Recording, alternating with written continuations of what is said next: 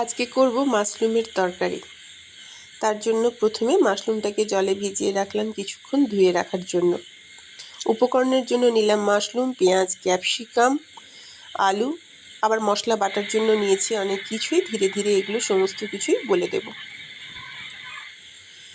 তেলের মধ্যে সামান্য ঘি দিলাম, তার মধ্যে পেঁয়াজ, আদা, রসুন, টমেটো, কাঁচা লঙ্কা, সাজিরা, শুকনো লঙ্কা, গোটা ধনে, গোটা জিরে, কাজু সমস্ত কিছু একটু ভেজে নিয়ে জল দিয়ে সেদ্ধ করে তুলে নিলাম। এটা পেস্ট বানিয়ে নেব একটা। এবার অল্প তেল দিয়ে তার মধ্যে পেঁয়াজ, ক্যাপসিকাম, টমেটো, কাজু আর কিশমিশ ভেজে নেব। আমরা যেমন চিলি চিকেন করলে পেঁয়াজ আর ক্যাপসিকামকে হালকা ভেজে তুলে নিই, এখানেও ঠিক সেই রকমভাবেই পেঁয়াজ, ক্যাপসিকাম, টমেটো, কাজু কিশমিশকে হালকা ভেজে আমি তুলে নেব। পরিমাণ মতো নুন দিয়ে নিয়েছি।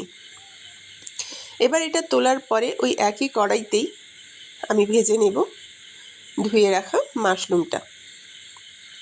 মাশরুমটাতে নুন দিলে অল্প পরিমাণে জল বার হবে। একটু ভালো করে শুকনো করে শেষ অবধি ভাজতে হবে। এবার আমি এতে হলুদ দিয়ে দিয়েছি। হলুদ দেওয়ার পরে এটাকে আবার ভালো করে কিছুক্ষণ ভেজে নেব। ভাজার পরে মাশরুমটাকেও তুলে আমি একটা পাত্রে রেখে নেব। মাশরুমটা পুরোপুরি আমার তোলা হয়ে গেল। এবার কড়াইয়ের মধ্যে আমি আবার দেব অল্প পরিমাণে তেল। তেলের মধ্যে আমি এবার দেব ফোড়ন হিসেবে সাজিরা, জিরা, তেজপাতা, গরম মশলা আর শুকনো লঙ্কা। ভালো করে এটাকে ভেজে নিতে হবে। কালো জিরেও দিয়েছি অল্প। ফোড়নটাকে ভালো করে ভাজা হয়ে গেলে আমি যে মশলাটা আগে তৈরির জন্য প্রথমে ভেজেছিলাম আদা, পেঁয়াজ, রসুন, টমেটোর, ওটার একটা পেস্ট বানিয়ে নেব এর মধ্যে। কাজুর পরিমাণ যার বেশি দিতে ইচ্ছে করবে সে আর একটু বেশি দেবেন।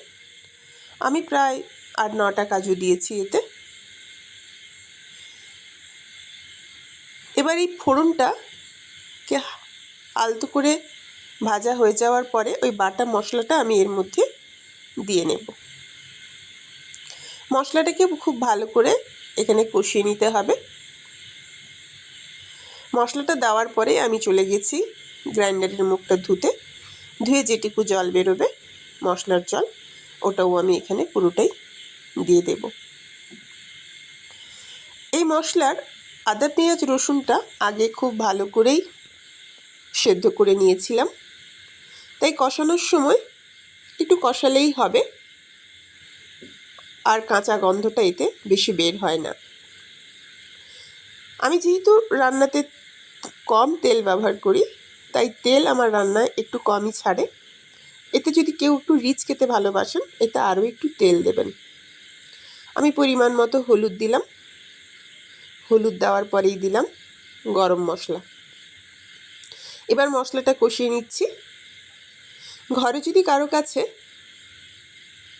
কাশ্মীরি লঙ্কার গুঁড়ো থাকে তাহলে এই অবস্থায় দিয়ে নেবেন, তাহলে রঙটা আরও সুন্দর হয়ে যাবে। এবার এই মশলার মধ্যে দেব সামান্য পরিমাণে বাটার, আর একটা ছোট্ট পাত্রে নিয়ে রেখেছিলাম কসুরি মেথি আর অল্প পরিমাণে টমেটো সস। পুরোটাই আমি এর মধ্যে দিয়ে আবার কষাতে শুরু করব। ভালো করে এটাকে কষিয়ে নেব। কষানো আমার চলছে। এই একই মশলাতে আপনি যদি কখনো পনিরও করেন, খুব সুন্দর খেতে হয়। কাঁচা এমনি আদা, পেঁয়াজ, রসুন বেটে যে রান্না হয় তার একটা আলাদা টেস্ট, আর আদা, পেঁয়াজ, রসুন, টমেটো, কাজু সমস্ত কিছু একসাথে ভেজে বা সেদ্ধ করে পরে বেটে যে রান্না করা হয় তার সম্পূর্ণ একটা আলাদা টেস্ট হয়। দুটোই খেতে ভালো। এটা করে দেখবেন। আশা করি এতদিনে সবাই এটা করে। এটাও কিন্তু খুব সুন্দর।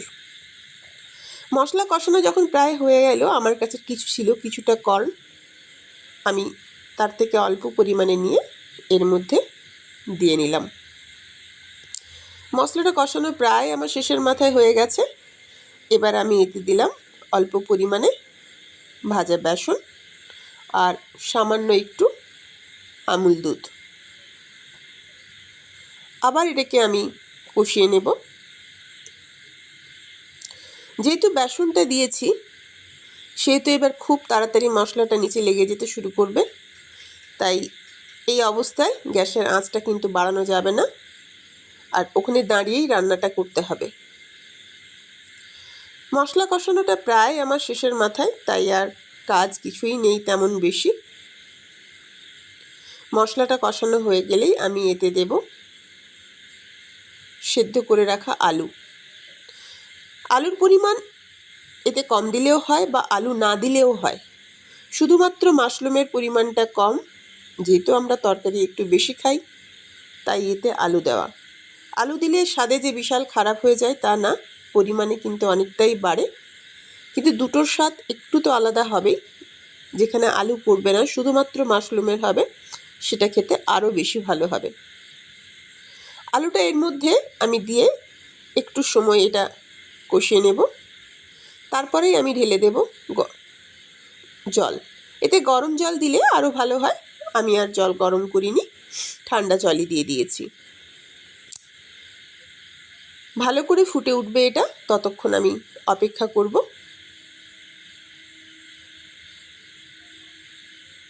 এই রান্নাটাতে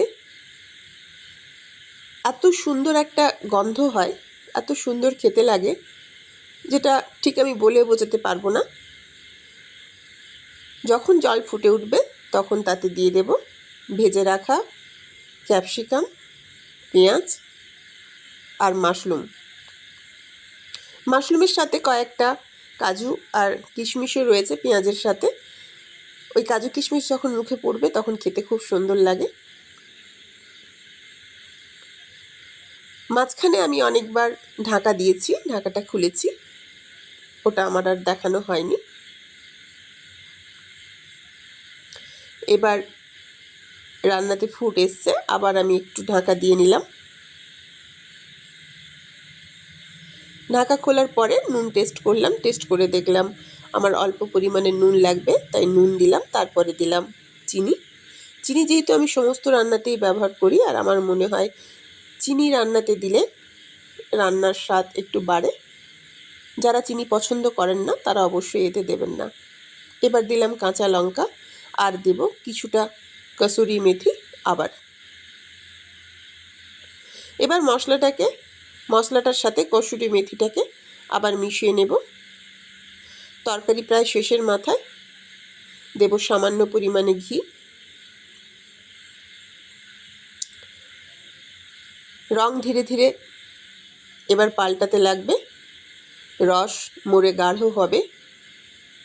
যে যার পরিমাণ মতো